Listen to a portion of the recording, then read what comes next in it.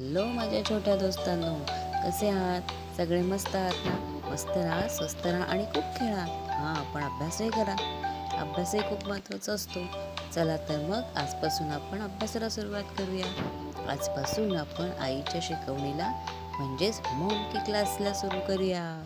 चला तर मग आपण आज पहिल्यांदा शिकणार आहोत मराठी मुळाक्षरे. अ पासून द ज्ञ पर्यंतची मराठी मुळाक्षरे. चला तर मग सुरू करूया. पहिलं मराठी मुळाक्षर आहे अ. अननस. अ अननस. दुसरं मराठी मुळाक्षर आहे आ. आई. आ आई. तिसरं मराठी मुळाक्षर आहे ई. इमारत.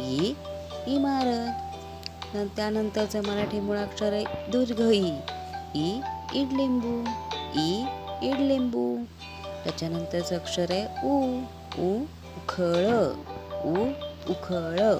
त्याच्यानंतरचं अक्षर आहे दीर्घ ऊस. ऊस. चला तर मग आजच्या या भागात आपण एवढंच शिकणार आहोत. पुढच्या भागात मी तुम्हाला त्याच्यानंतरची अक्षरं शिकवणार आहे. तोपर्यंत तुम्ही या अक्षरांचा अभ्यास करा, छान पाठांतर करा. धन्यवाद.